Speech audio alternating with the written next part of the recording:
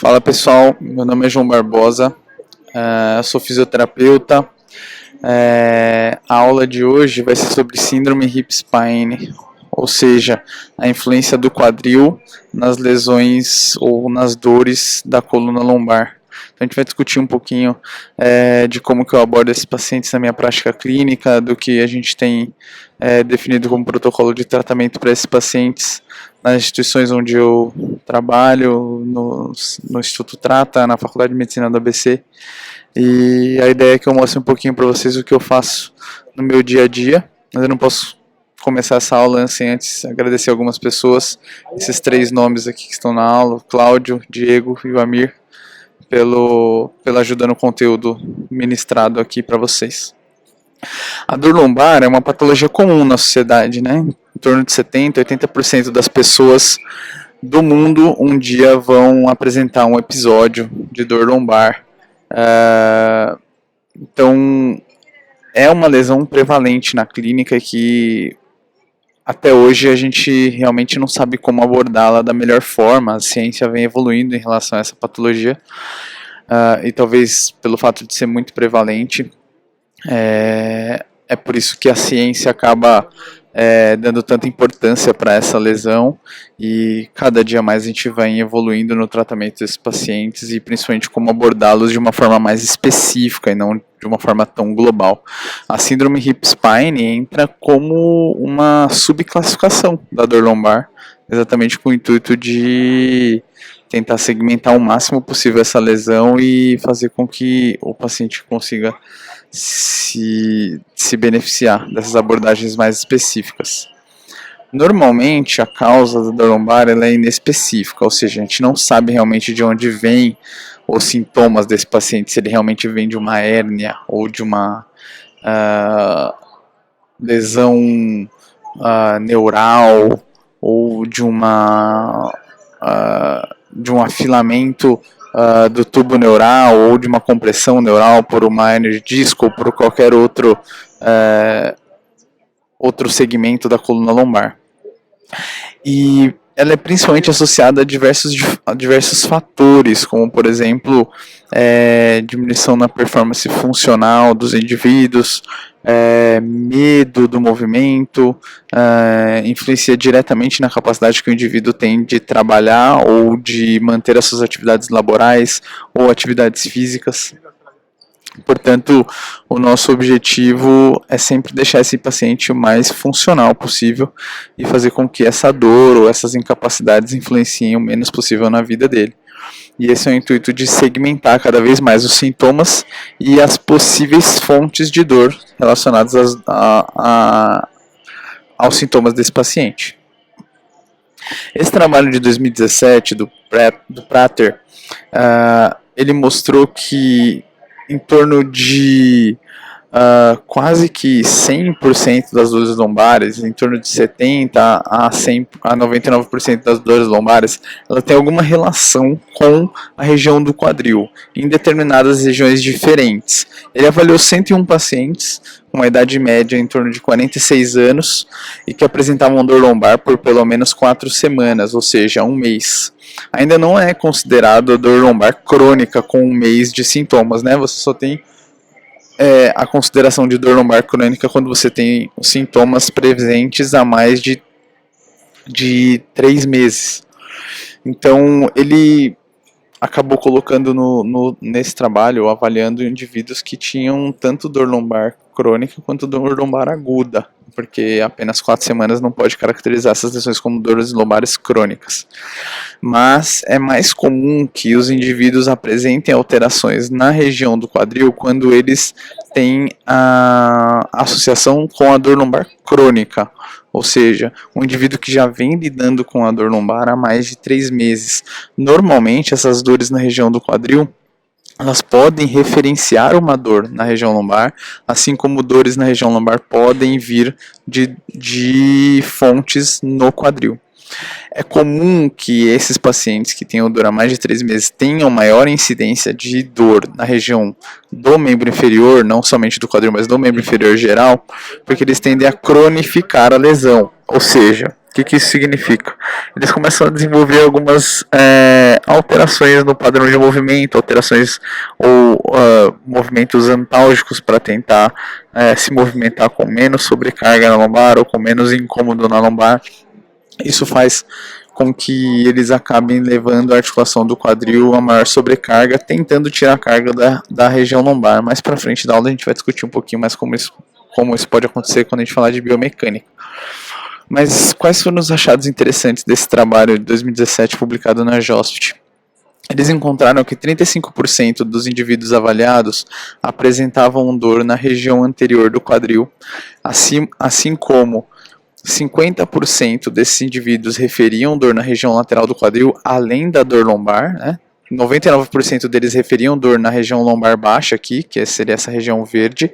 Além dessa dor, 35% referiam dor na região anterior, 50% desses indivíduos avaliados dor na região lateral, 66% dor na região glútea, que seria essa parte vermelha, e 70% desses indivíduos que tinham dor lombar tinham também os sintomas migrando para o membro inferior, ou seja, além da linha glútea, abaixo da linha glútea aqui. O que normalmente caracteriza o indivíduo que tenha um prognóstico, né, ou uma capacidade de melhora um pouquinho pior do que os indivíduos que têm a dor aqui mais centralizada, ou na região da lombar, ou que vá até a linha do glúteo. Esses indivíduos que têm a dor um pouquinho mais abaixo da linha do glúteo têm uma chance de melhora menor do que os indivíduos que não apresentam isso, assim como os indivíduos que apresentarem dor irradiada abaixo da linha poplítea têm um prognóstico ainda pior, né? Ainda mais difícil ou com menor chance de resolução dos sintomas. Qual é o principal achado desse trabalho, além dessas dores associadas à dor lombar, né, que a maioria dos indivíduos apresentavam, mais do que 50% deles, ou seja, a maior parte dos indivíduos avaliados apresentavam dor na região do quadril, além da dor na coluna?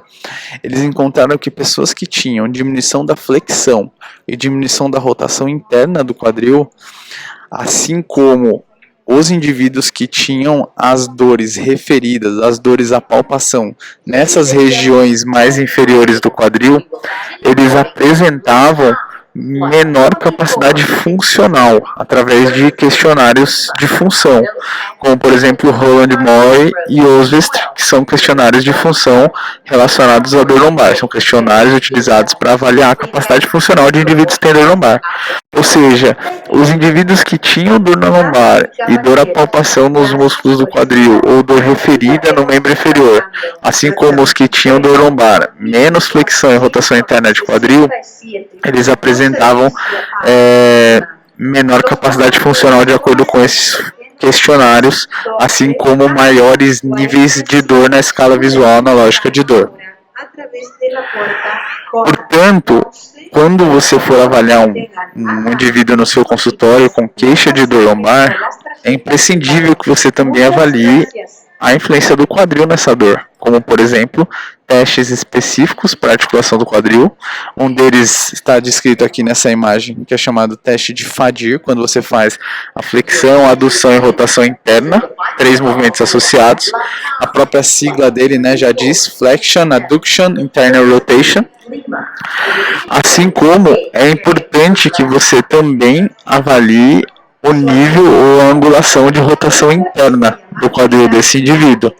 Então, se você encontrar déficits de rotação interna, assim como déficits de flexão de quadril nesses pacientes, comparando um lado com o lado sintomático, né, referido no quadril, com o outro lado, ou se ele tiver sintomas bilaterais, comparando os dois lados, o lado que você encontrar diminuição de rotação interna e diminuição de flexão, você tem que abordar com estratégias de grande amplitude de movimento, como por exemplo, mobilização articular ou técnicas de grande mobilidade, as que vocês tiverem mais afinidade. Mais para frente eu vou mostrar algumas que eu costumo utilizar com os meus pacientes. Mas é importantíssimo que vocês avaliem essa articulação, porque indivíduos que têm persistência da dor lombar, eles tendem a apresentar alteração na articulação do quadril, como aquelas alterações que eu já mostrei previamente nos slides anteriores. De onde vem essa ideia de tentar segmentar esses pacientes, né? Essa ideia acabou sendo um pouco mais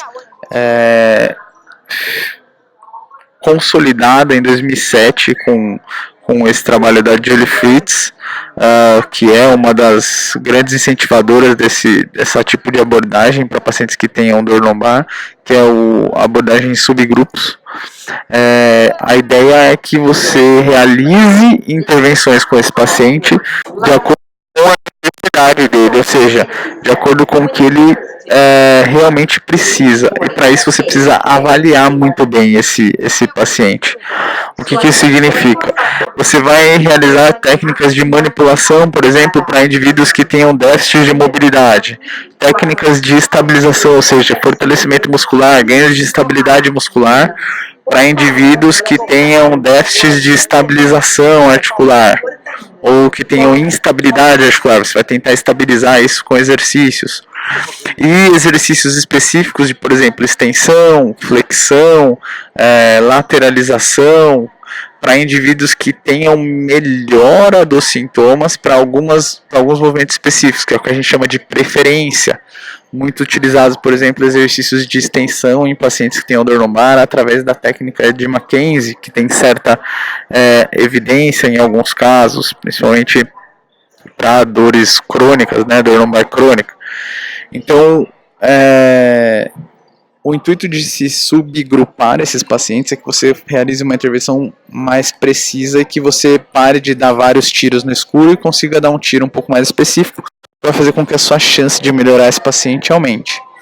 A síndrome hip-spine, ou a avaliação do quadril, ela entra como um desses subgrupos em alguns trabalhos mais recentes, ou seja, o indivíduo que tem alguma alteração no quadril associada a essa dor na lombar, é importante que você aborde essa alteração, porque a tendência é que você tenha uma maior chance de melhora ou de ter um maior sucesso no seu tratamento com esse indivíduo. Portanto, na avaliação de dor lombar, é interessante que você associe a influência do quadril ou leve em consideração a possibilidade do quadril estar influenciando ou do membro inferior estar influenciando nessa lesão ou nos sintomas que o paciente refere. Assim como é importante você avaliar se tem alguma alteração visceral nesse paciente, por exemplo, o paciente tem dor lombar, ele pode ter dor na região posterior da coluna, mas ele pode ter dor, por exemplo, por uma diverticulite ou por uma doença inflamatória nas vísceras ou uma doença inflamatória na pelve, por exemplo, os casos mulheres podem ter dores relacionadas ao sistema reprodutor feminino e essas dores podem repercutir na coluna lombar. Então, um diagnóstico diferencial relacionado às lesões viscerais, assim como é importante você ter um diagnóstico diferencial para as lesões que vêm do membro inferior e podem referir uma dor na lombar, que seria o caso de lesões específicas do quadril, como por exemplo osteoartrose de quadril, necrose avascular da cabeça do fêmur, que é quando a cabeça do fêmur não recebe suprimento sanguíneo, ela pode chegar a ter absorção, e isso realmente causa dor no quadril que pode irradiar ou ser referida na lombar, assim como indivíduos que tenham dor lombar irradiando para o membro inferior, é importante você avaliar a possibilidade de lesões mais graves, como por exemplo uma espondilolistese associada a um histórico de trauma, né, que seria uma fratura, luxação da coluna lombar ou da coluna vertebral associado a uma luxação ou uma um escorregamento da vértebra, o que pode dar essa dor irradiada. Isso normalmente é necessário que se faça um diagnóstico diferencial através de exames de imagem. É interessante que os exames de imagem sejam indicados para pacientes com suspeito de lesões graves, que é o que a gente chama de red flag, mas isso é tema para outras aulas. Vou focar aqui nas lesões do quadril. Então, quando você suspeitar de lesões do quadril, como por exemplo osteoartrose, o próprio impacto femoroacetabular do quadril pode ser uma lesão associada a dores na lombar, referidas de dores no quadril, por exemplo, o impacto do tipo CAM, que é quando você tem o crescimento do colo do fêmur, associado a uma impactação precoce na flexão, adução e rotação interna do quadril, principalmente em extremos de amplitude de flexão de quadril, você pode ter uma sobrecarga articular, degeneração articular, lesão articular, e isso pode levar a dor nesses indivíduos e muitas vezes até dor no quadril, mas que irradie para a região lombar. Assim como outro tipo de impacto, que é chamado de impacto do tipo pincer, quando você tem o crescimento da borda acetabular, principalmente da região anterior e inferior do acetábulo, que também pode implicar nesse contato precoce entre a região anterior do quadril, entre o fêmur e o acetábulo na região anterior do quadril, que pode levar a sobrecarga articular, degeneração articular e também levar dor na região anterior do quadril, lateral, e que também pode ser referida para a região lombar. Então, identificar se existem algumas alterações no quadril, principalmente no quadril, articulação sacroiliaca, mas no membro inferior como um todo, que podem referir a dor lombar, é o foco desse tipo de subgrupos. Se você encontrar alguma correlação de sobrecarga na região do membro inferior que possa ter influência na região lombar, você precisa tentar corrigi-la ou abordar essa sobrecarga para que você tenha melhores resultados no seu tratamento. A partir do momento que você encontra essas lesões, ou que você encontra a dor no seu paciente, ou que ele chega na sua frente com dor, o que você deve fazer? Até hoje não existe nenhuma evidência científica de que existem alguns fatores predisponentes no quadril que vão levar a dor lombar. Por exemplo, fraqueza dos músculos do quadril é um fator de risco para dor lombar. Isso não existe evidência. Ou déficit de amplitude de movimento do quadril é um fator de risco para dor lombar.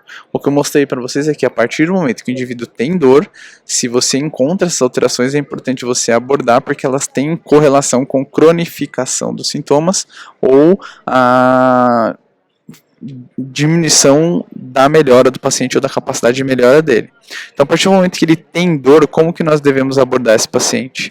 A origem da dor dele, normalmente, principalmente quando nós falamos de dor lombar, em 90% dos casos, mais de 90% dos casos, essas dores são inespecíficas, ou seja, elas não têm uma fonte de dor específica relacionada a uma lesão patoanatômica, por exemplo, uma hérnia de disco.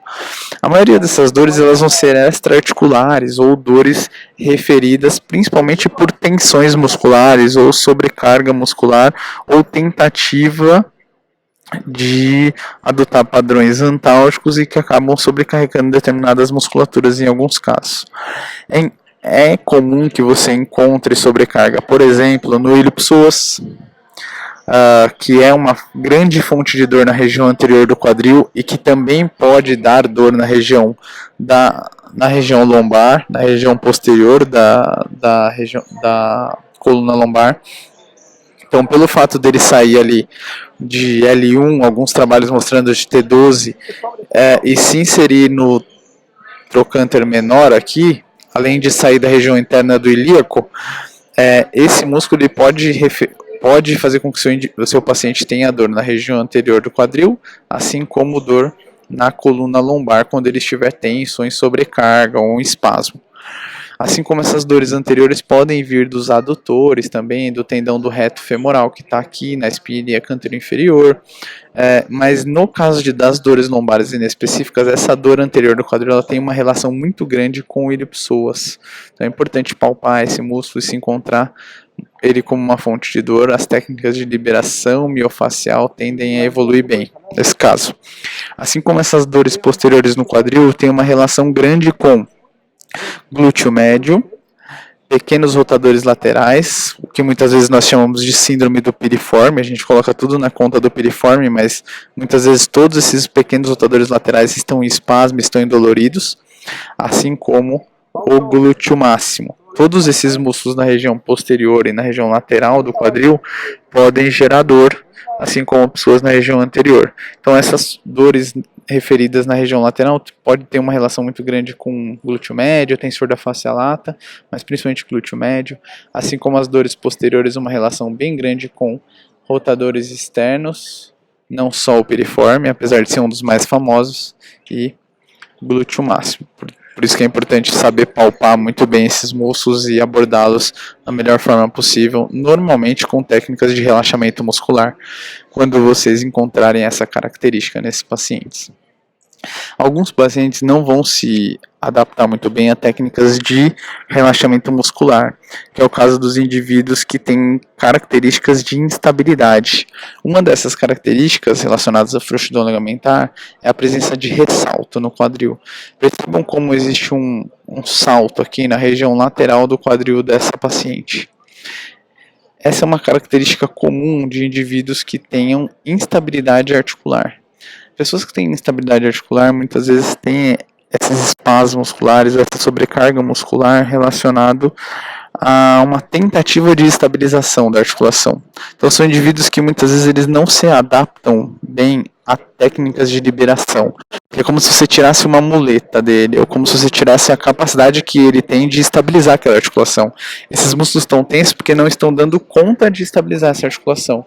E muitas vezes podem gerar dor pelo fato de estarem sobrecarregados ou tentando realizar essa atividade.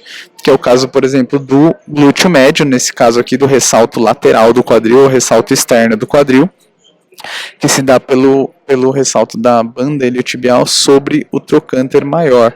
O glúteo médio é um músculo importante para estabilizar lateralmente o quadril associado ao trato iliotibial, à banda iliotibial. Então, normalmente o glúteo médio vai estar tenso nesses pacientes, e aí a melhor coisa que você pode fazer por eles é fortalecer ou aumentar a capacidade que esse músculo tem de suportar essa carga, ao invés de ficar tentando só soltá-lo ou relaxá-lo, porque ele vai melhorar, mas a cada 2, 3 dias essa dor vai voltar e muitas vezes até pode voltar num nível maior do que a que ele se encontrava. Então, características de instabilidade: fujam de técnicas de mobilização ou de ganho de amplitude de movimento articular, porque esse paciente já é instável, e foquem em técnicas de ganho de estabilidade, fortalecimento, busca de estabilização na articulação. Um outro tipo de ressalto, uma outra característica de instabilidade é o que nós chamamos de ressalto interno, que também pode estar associado ao espasmo de ilipsoas ou a esse ressalto na região anterior do quadril, diferente deste que eu mostrei para vocês, que também vai seguir a mesma linha de raciocínio com relação ao psoas. Ao invés de soltá-lo, ganhar estabilidade ou ganhos de força e controle motor para gerar estabilidade na região anterior do quadril. Portanto, a gente ainda não sabe quem veio primeiro, o ovo ou a galinha, porque não existe essa correlação na literatura de que, por exemplo, indivíduos que tenham fraqueza do quadril têm mais chance de ter dor lombar ou não. Pelo que nós estudamos hoje, parece que essa relação ela é ao contrário. Indivíduos que têm dor lombar, principalmente há mais do que 3 meses, eles tendem a ter mais fraqueza dos músculos do quadril.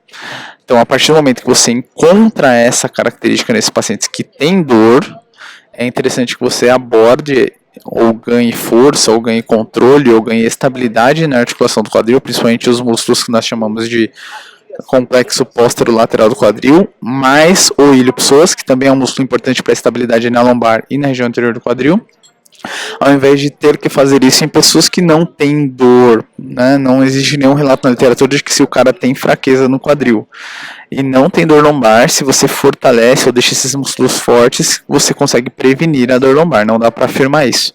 Mas a partir do momento que ele tem dor e você encontra essas características de fraqueza, é importante vocês abordarem na prática clínica pelo fato de indivíduos que tenham fraqueza ou que tenham déficit de amplitude de movimento no quadril terem mais chance de evoluir com piora da capacidade funcional associada à dor lombar. Esse trabalho mostrou que indivíduos que tenham dor lombar crônica normalmente têm associação com a fraqueza de glúteo médio ou do complexo posterolateral do quadril, mas aqui especificamente do glúteo médio, e associação com trigger points, ou seja, pontos de tensão no glúteo médio e glúteo máximo, quando o indivíduo tem dor lombar há mais de 3 meses, ou seja, dor lombar crônica. Então parece que existe uma relação mesmo direta entre esses grupos musculares, assim como alguns trabalhos mostram que existe uma relação direta dos níveis de força desses músculos com a capacidade que o indivíduo tem de utilizá-los durante atividades dinâmicas, como por exemplo a corrida. Esse trabalho do Powers mostrou que quem tem fraqueza nos músculos do quadril, na verdade fraqueza não, quem tem menos força nos extensores de quadril corre com um tronco menos inclinado, assim como quem tem mais força nos músculos do quadril tende a correr com um tronco um pouco mais inclinado. Ou seja, quem tem mais força nos extensores de quadril tende a utilizar mais o tronco durante a corrida, flexionando ele, o que aumenta o braço de alavanca desses músculos e automaticamente ele consegue utilizar um grupo muscular que ele tem capacidade, que ele tem confiança para utilizar. Então, a partir do momento que o indivíduo tem dor na região lombar, e principalmente que essa dor se estende para a região do quadril, ele vai tentar fugir da utilização desses músculos. E esse é um dos principais fatores que podem fazer com que esse indivíduo apresente fraqueza nos músculos da região do quadril, pelo fato de tentar fugir da sobrecarga nesses músculos associado ao movimento. Isso pode acontecer e isso pode fazer com que esses músculos entrem em desuso e cada vez entrem em maior sobrecarga ou maior características de tensão, principalmente associado à diminuição da sua performance ou capacidade de performance. Uma outra coisa interessante é avaliar mulheres atletas, ou seja, elas têm mais chance de desenvolverem essas alterações no quadril associadas à lombalgia, como mostrou esse trabalho de 2002. Eles avaliaram mulheres atletas que tinham dor na lombar e encontraram que elas apresentam redução na força muscular de extensores e abdutores de quadril, somente quando apresentam a dor há mais tempo. Assim como esse estudo aqui, coorte de 2002, mostrou que em 600 pacientes avaliados com lombalgia, eles encontraram fadiga precoce dos músculos abdutores e flexores de quadril, que corroboram com os achados deste outro trabalho de 98, encontraram maior fadiga do músculo glúteo máximo em pacientes que tenham dor lombar, somente associada à eletromiografia. O que isso quer dizer? A partir do momento que o indivíduo tem dor há muito tempo, existe a possibilidade dele poupar esses músculos de carga ou de realizar padrões de movimento de forma antálgica, o que faz com que a necessidade ou exigência desses músculos seja menor. Isso faz com que, a longo prazo, esses músculos tenham menor capacidade de geração de força, ou seja, eles têm menor capacidade física, o que faz com que eles fadiguem mais rápido em atividades funcionais, tenham menor capacidade funcional, e é exatamente isso que nós encontramos na literatura em todos esses trabalhos que eu venho mostrando para vocês desde o início da aula. Se você encontra isso no seu paciente, é importante você tentar reverter, até porque esses achados a longo prazo têm relação direta com a menor capacidade funcional desse indivíduo, assim como maior chance de cronificação dos sintomas. Então, avaliar o complexo posterolateral do quadril, palpar, identificar se existem déficits de força, assim como palpar e avaliar a capacidade de força dos flexores de quadril, principalmente o ilipsoas, é um caminho interessante, além da avaliação de estabilidade, avaliação articular e avaliação extra-articular da coluna lombar, que você introduza essa avaliação do membro inferior e principalmente da articulação do quadril na sua prática clínica. Esse artigo é muito interessante porque eles desenvolveram umas taxas descritivas de um teste chamado Bunky Test, ou teste da ponte, tanto para os músculos da região lateral da coluna lombar e do quadril e do membro inferior, assim como dos músculos da cadeia posterior da coluna vertebral, do quadril e do membro inferior, assim como dos músculos da cadeia anterior da coluna vertebral, da região anterior do quadril. Por que é interessante? Por que são interessantes esses dados descritivos? Tanto para homens quanto para mulheres, existem duas tabelas para determinados subgrupos diferentes. Eles conseguiram desenvolver padrões de normalidade para esses testes, de acordo com o tempo que o indivíduo consegue se manter na posição que eu mostrei para vocês anteriormente, de forma padronizada, correlacionando com a capacidade funcional ou capacidade física desses indivíduos. Ou seja, eu tenho valores de normalidade aqui, por exemplo, para indivíduos com menos de 26 anos, indivíduos mais de 26 anos, indivíduos com o índice de massa corpórea menor do que 22, índice de massa corpórea maior do que 22, indivíduos com histórico de dor musculoesquelética, indivíduos com histórico de dor lombar. Então, você tem um paciente que já teve uma lesão musculoesquelética, qual seria o nível ou quanto tempo ele deveria ficar naquela posição? No caso aqui, por exemplo, na posição lateral, se ele já teve uma lesão musculoesquelética, 41 segundos, por exemplo, do lado direito, do lado esquerdo, 42. Se ele nunca teve uma lesão musculoesquelética prévia, quanto que ele deveria ficar? 42 de um lado, 34 do outro, e por aí vai. Então você tem uma tabela de referência de como você pode abordar esse indivíduo, tanto masculino quanto feminino, e quais são os níveis que você tem que alcançar com esses seus pacientes para que eles cheguem num nível aceitável após um histórico de dor lombar ou após um histórico de alguma lesão musculoesquelética em geral, ou indivíduos que nunca tiveram lesão dentro de uma população normal, abaixo de 26 anos ou acima de 26 anos. Então você tem pelo menos um norte aí para comparar o seu paciente ao nível de estabilização desses grupos musculares que normalmente estão envolvidos na dor lombar. Se você tiver esses dados dele prévio, ou seja, antes de um histórico de dor lombar, melhor ainda, porque aí você pode tentar buscar esses valores que ele apresentava antes, após esse episódio de dor lombar. Mas se não, vocês têm alguns dados aqui, ou algumas regrinhas que vocês podem seguir, tentando enquadrar os seus pacientes em padrões normais. No caso, esses dados foram realizados com indivíduos que não tinham dor lombar, mas tinham ou histórico de dor lombar ou histórico de dor musculoesquelética, mas no momento eles não estavam lesionados. Então vocês podem usar como critério de alta ou critérios de busca de melhora ou de acompanhamento da evolução dos seus pacientes. Além de avaliar a articulação do membro inferior associada à dor lombar, é importante você entender como que o seu paciente se movimenta.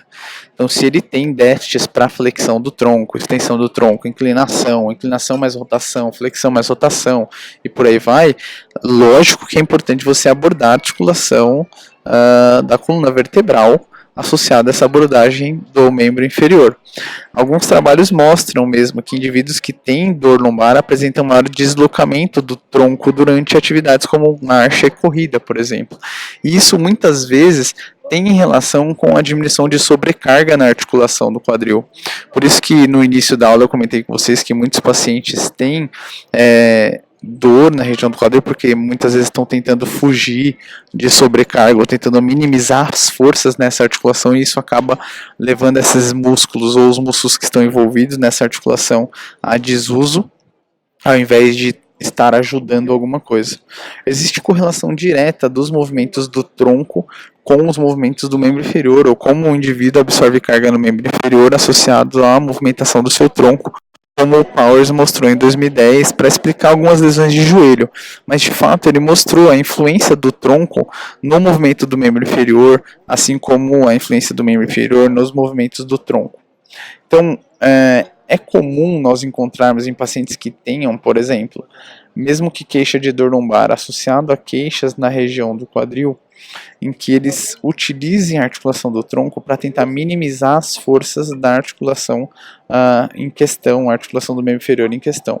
Como, por exemplo, um indivíduo que tem dor na região lateral do quadril direito, se você pede para ele fazer um salto, ou muitas vezes até numa atividade com uma demanda menor, por exemplo, a caminhada, se ele quiser fugir de absorção de carga nessa região, a tendência é que ele incline mais o tronco para a região lateral, o que faz com que a força da gravidade venha mais para essa região lateral e tire sobrecarga desses músculos do quadril. Porque toda vez que eu transfiro a força da gravidade para o lado que eu estou apoiado, ela se transfere para esse lado, não empurra o quadril para baixo, porque se ela vier para o lado esquerdo aqui dele, no caso, ela vai empurrar a pelve dele para baixo. Opa! Isso vai empurrar a pelve dele aqui para baixo, isso vai fazer com que eu tenha a exigência dos músculos do glúteo aqui para suportarem essa sobrecarga da gravidade empurrando minha pelve para baixo. Toda vez que eu for aterrissar ou caminhar, eu inclinar o tronco para o lado que eu estou apoiado, eu tiro a gravidade desse lado e transfiro para esse lado. Isso vai fazer com que ela não empurre mais a pelve para baixo, automaticamente a exigência nesses músculos aqui dessa região lateral do quadril, posterior do quadril, seja diminuída. Isso faz com que eu pare de usar esses músculos durante as atividades funcionais do meu dia a dia. Eles entram em desuso, quando eu precisar utilizá-los, eles não vão dar conta da demanda e podem entrar em espasmo, em sobrecarga. E isso é o que normalmente pode acontecer com um indivíduo que tem dor lombar há muito tempo, ou que tem dor nessa região há muito tempo. Ele vai fugir da sobrecarga porque dói jogar carga numa região que já está dolorida. E isso vai fazer com que ele entre em desuso e ele entre num ciclo de sobrecarga, desuso e dor, que leva a mais desuso, que leva a mais sobrecarga, que leva a mais dor e por aí vai. É por isso que a gente tem que introduzir os nossos pacientes em atividades dinâmicas o quanto antes. É importante entender como ele se movimenta para entender as exigências mecânicas do seu dia a dia? Com certeza. Então, se eu pego aqui uma moça correndo e eu vejo que ela tem um aumento da queda da pelve durante a corrida, por exemplo, mais do que 10 graus durante a corrida, é lógico que ela tem maior exigência desses músculos aqui da região lateral do quadril para correr do que um indivíduo que tem, por exemplo, 5 graus de queda da pelve. Então, ela vai precisar ter esses músculos com uma capacidade física de controle de movimento muito maior do que um indivíduo que tem menos queda da pelve ou menos sobrecarga nessa região. Portanto, a partir do momento que você encontra movimentos ou necessidades de absorção de carga desse tamanho em seus pacientes, vocês precisam prepará-los para as atividades funcionais que eles se propõem a fazer, desde que eles tenham essa necessidade. Assim como é importante entender como ele está lidando com aquela sobrecarga. Por exemplo, um indivíduo que tenha retração dos músculos da região anterior do quadril ou um espasmo no psoas e que não é tão incomum ser encontrado em pessoas que têm dor na lombar, até pelo fato de ser um músculo importante para estabilizar essa articulação, eles podem apresentar déficits de extensão de quadril em atividades funcionais, e é até interessante correlacionar isso com o teste que nós chamamos de teste de Thomas, que é um teste utilizado para avaliar retração dos flexores de quadril. Toda vez que o indivíduo tem um espasmo de psoas, ele vai ter menos extensão de quadril durante atividades funcionais, e isso pode aumentar a sobrecarga na região anterior do quadril, e isso tem relação direta com a capacidade que ele tem de ativar o glúteo máximo. Quanto maior o teste de Thomas, ou com maior o nível de retração dos flexores de quadril, menor é a capacidade de ativação dos extensores de quadril, e que são músculos importantes para a estabilização do quadril, assim como podem ser músculos importantes em indivíduos que tenham dor no quadril e que tenham associação de sobrecarga nesses músculos, como eu comentei com vocês no início da aula. Portanto, esses achados que eu acabei de escrever com vocês de relação direta com a ativação do glúteo e associado à redução da extensão do quadril foram desse trabalho aqui. do Van Gelder, em que ele mostrou que pacientes que têm o teste de Thomas positivo têm menos extensão do quadril, que automaticamente faz com que eles tenham redução na capacidade de ativação de glúteo máximo em exercícios que você tem a exigência dessa amplitude de movimento de extensão de quadril. Por exemplo, o swing do kettlebell, por exemplo, a corrida e por aí vai. Então existe uma relação direta em como esses músculos do abdômen, flexores de quadril e flexores de tronco, se interagem com os extensores de quadril, por exemplo, glúteo máximo e isquiotibiais. Durante todo o tempo que você tem uma movimentação do tronco, você tem associação de movimento dos extensores de quadril, extensores lombares, flexores lombares e flexores de quadril trabalhando como um volante na pelve.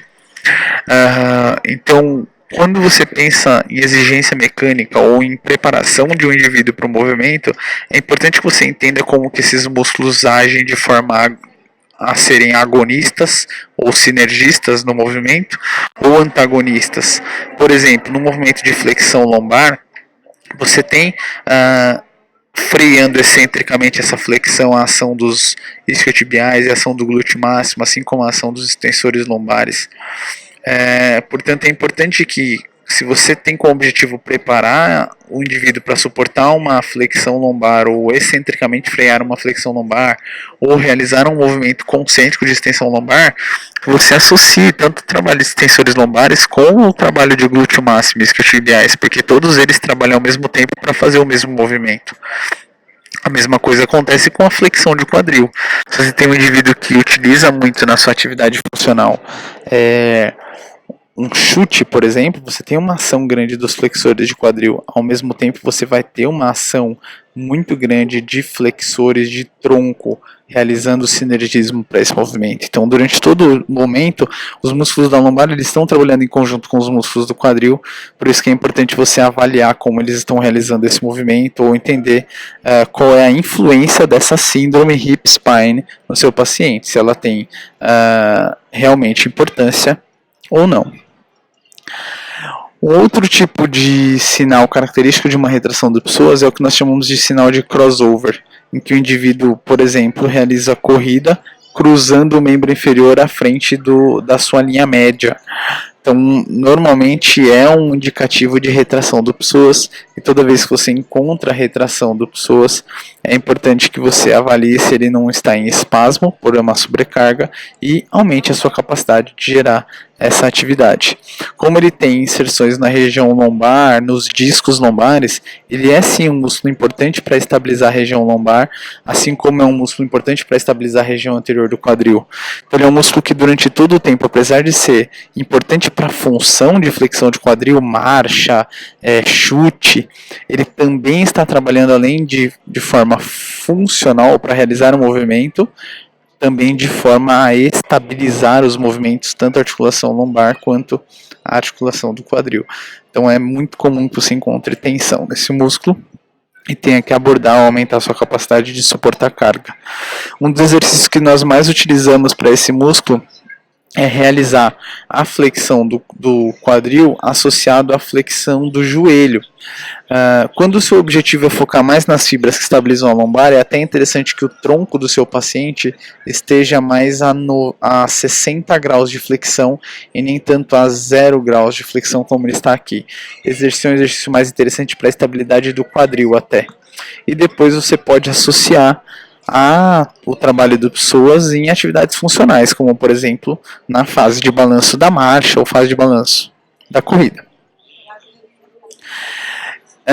Apesar de tudo isso aí, na teoria, ser muito interessante, ou de ter a relação, por exemplo, de que indivíduos que têm dor lombar crônica e têm fraqueza dos músculos do quadril terem piora funcional, será que realmente, quando eu fortaleço os músculos do quadril, principalmente o complexo posterolateral do quadril, glúteo máximo, glúteo médio, pequenos rotadores laterais, adicionado com um trabalho de estabilização lombopélvica, né, aquele trabalho clássico de controle do core, será que realmente isso tem efetividade, ou isso vai fazer com que o meu paciente melhore mais do que fazer, por exemplo, só o trabalho do core?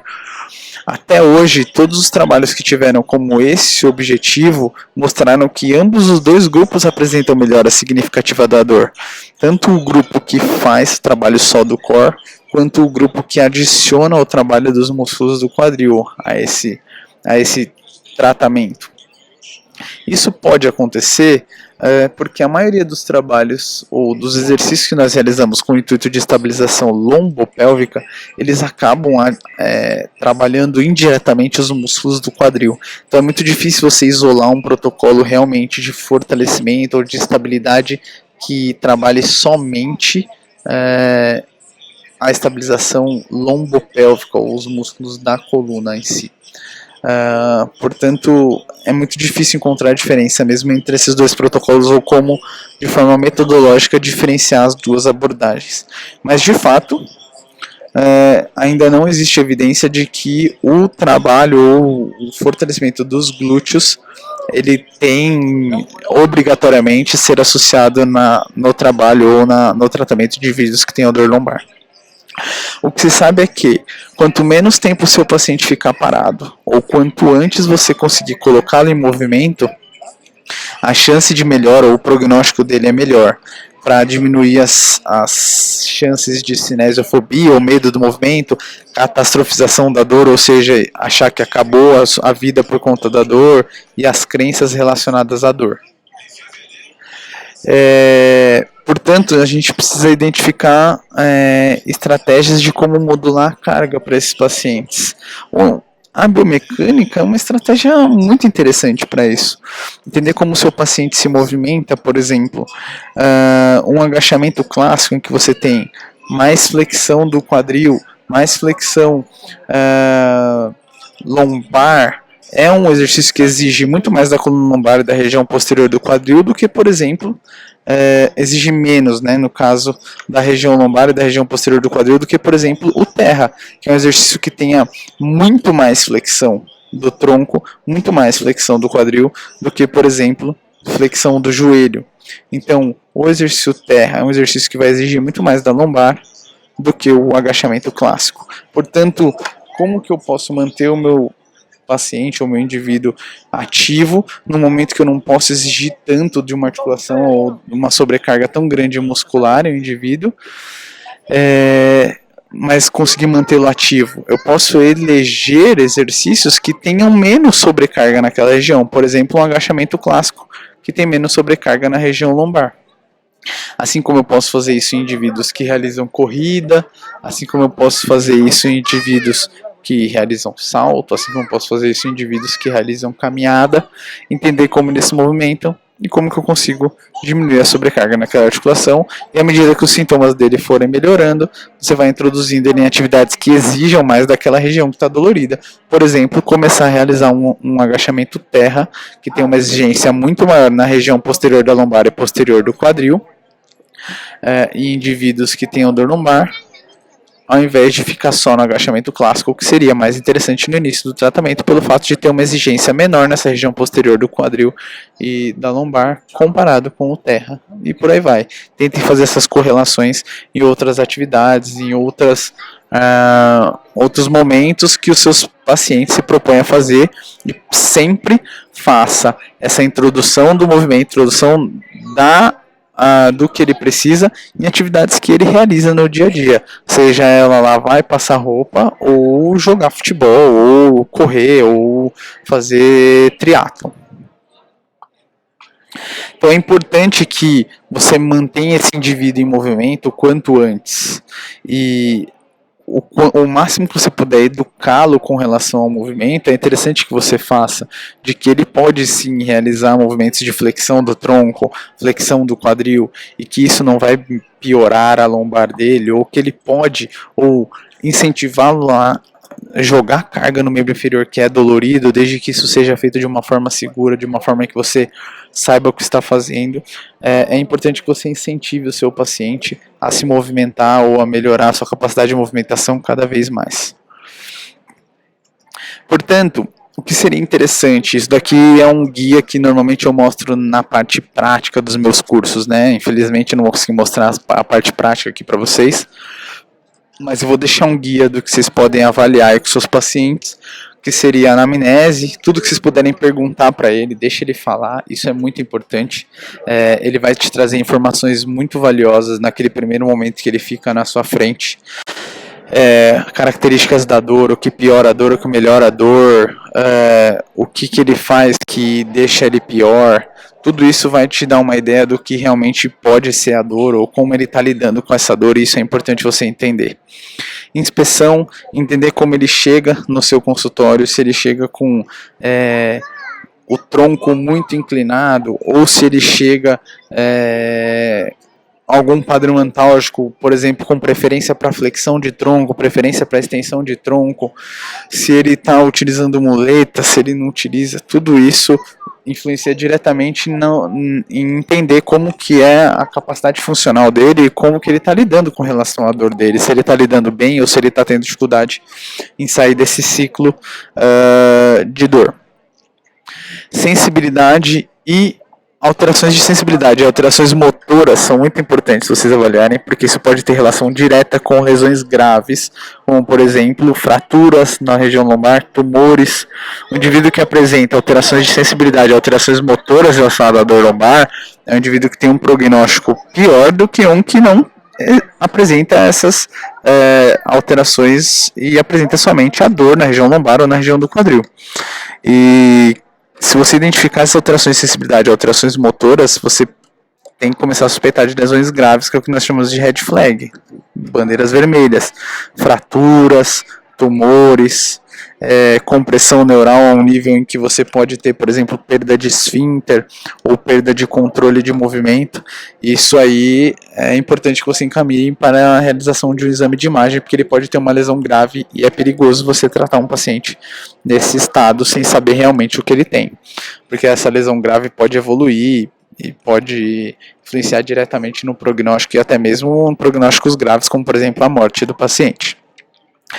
A partir desse momento, desse triagem inicial, é importante você realizar a palpação dos processos espinhosos, processos transversos, a articulação sacroiliaca pode ser uma fonte de dor no quadril de pacientes que tenham dor lombar. Palpação do trocânter maior, que é a inserção da maior parte dos músculos do quadril, por exemplo, glúteo máximo, glúteo médio, os rotadores laterais, piriforme, entender se a dor dele não é uma tendinopatia, por exemplo, na inserção desses músculos. A própria palpação ali na origem desses músculos, na espinha ilíaca, é interessante que vocês façam. Muitas das dores na região posterior da lombar, que nós achamos que vêm dos paravertebrais, às vezes vêm na inserção do glúteo máximo ali. Então é importante entender para realmente excluir a possibilidade de uma síndrome hip spine ou a influência do quadril na lesão da dor lombar. Ou não, excluir, né, ou não, ou ter que abordar essa articulação. Palpação dos paravertebrais, quadrado lombar, os músculos que envolvem a articulação da coluna, lógico que vocês não podem esquecer. De acordo com os testes especiais, é interessante vocês realizarem o teste do piriforme, que é um teste importante para avaliar a tensão nesse músculo.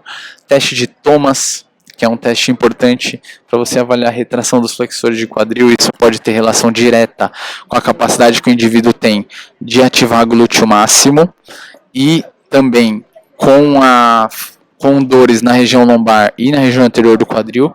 Se você encontrar tensão nesse músculo, lembra que soltar alivia, mas isso não resolve o problema de ninguém. Você precisa aumentar a capacidade que esse músculo tem de realizar a estabilização, e isso a gente só consegue com exercícios, como por exemplo esse aqui, em que você trabalha a capacidade dos flexores de quadril.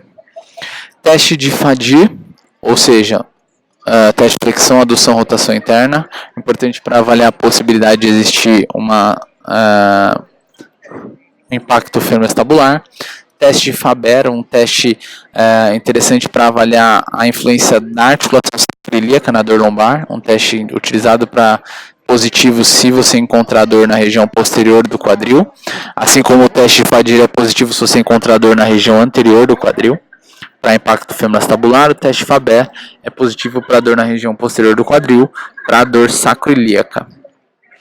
Teste de compressão e teste de distração são dois testes utilizados para avaliar sobrecarga na sacroiliaca. Compressão utilizado para você positivo, né? quando você encontrar alívio dos sintomas. Teste de distração, positivo se você encontrar piora dos sintomas na articulação sacroiliaca. Teste de thrust do sacro, um teste também para a dor sacroiliaca, se for positivo, pode indicar uma dor ou uma lesão na sacroiliaca, assim como o teste de desalhamento posterior da sacroiliaca, chamado de Poche test. Desses 5 testes para a sacroiliaca, se você encontrar 3 positivos, desde o Faber até aqui embaixo, se encontrar 3 deles positivos, você pode fechar uma dor sacroiliaca ou uma sobrecarga ali na articulação sacroiliaca que pode estar influenciando nessa dor lombar do paciente, que é o que nós chamamos de disfunção sacroiliaca. Além dos testes especiais, é importante vocês realizarem testes funcionais. Testes de subida e descida de degrau, corrida, salto, caminhada. Testes específicos para as atividades dos seus pacientes, mas testes funcionais. Ou seja, entender como ele está se movimentando e como que ele está lidando com relação à dor. Tem um erro aqui, ó, acabei de ver. Entender como ele se movimenta ou como ele está lidando com a dor durante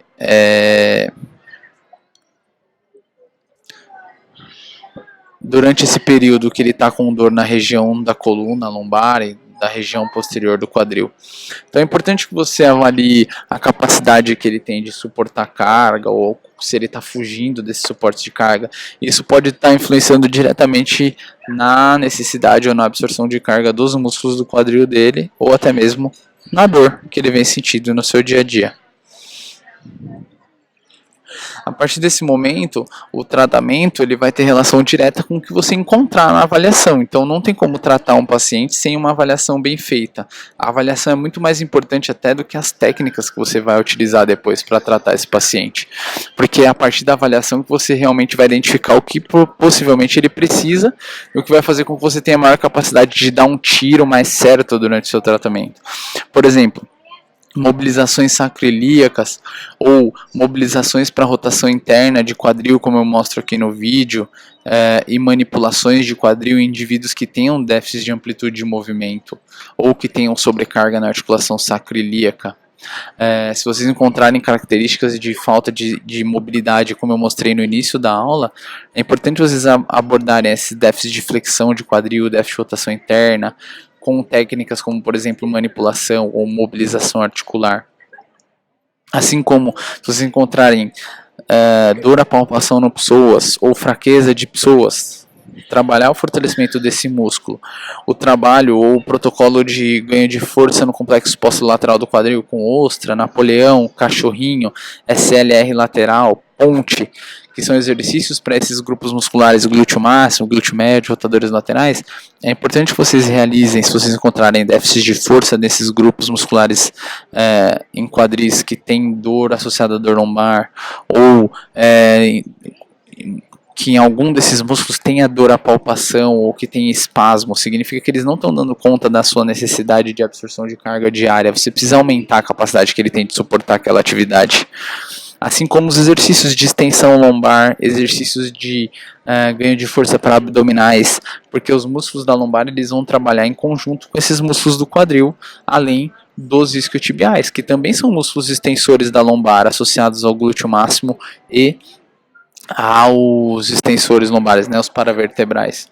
Então, tentar trabalhar o indivíduo como um todo, entender como ele se movimenta, e principalmente preparar esse indivíduo para se movimentar da forma que ele se movimenta ou para as exigências do dia a dia dele é a melhor coisa que vocês podem fazer.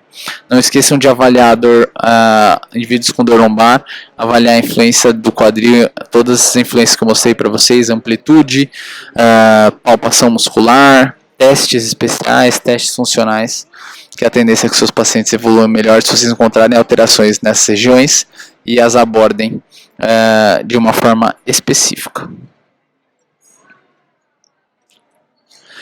A partir do momento que você gerar essa estabilização mais inicial, exercícios dinâmicos, como por exemplo agachamento, swing do kettlebell, exercícios que você comece a reproduzir a exigência diária do seu paciente, por exemplo, se ele corre, é importantíssimo que você faça exercícios em apoio unipodal, porque a corrida nada mais é do que uma sucessão de saltos numa perna e na outra, ou seja, durante todo o tempo ele está apoiado em uma perna só. Você precisa preparar o seu paciente para isso. Assim como se ele corre ou se ele realiza alguma atividade que tem salto, você precisa realizar treinos de pliometria. Se ele faz algum treino na academia, exercícios de levantamento de peso são importantes. Swing do kettlebell é importante para um cara que faz treino funcional. Ou, às vezes, só um agachamento para um senhor de 80 anos que senta, levanta, precisa ir no banheiro. É importante que você realize, porque isso vai aumentar a capacidade que ele tem de realizar as suas atividades no dia a dia. Ou prepará-lo para realizar o que ele se propôs a fazer no seu dia a dia, seja lavar, passar roupa, seja subir dessa escada, ou um esporte de ponta, um atleta de atletismo, um jogador de futebol, ou um surfista, que seja. Espero que eu tenha contribuído com o dia a dia de vocês aí, com a prática de vocês. Deixa aí todos os meus contatos. Quem tiver alguma dúvida com relação à aula, eu vou deixar alguns artigos disponíveis para vocês, que eu mostrei aqui na aula. Vão estar todos disponíveis junto com o arquivo da aula, mas de qualquer forma o meu e-mail está aí, as minhas redes sociais, Instagram, Facebook, Twitter, LinkedIn, o meu canal no YouTube. O que vocês tiverem de interesse ou tiverem de dúvida ou dicas de novas aulas que vocês gostariam para o seu dia a dia, podem me mandar, que vai ser um prazer ajudar a prática de vocês.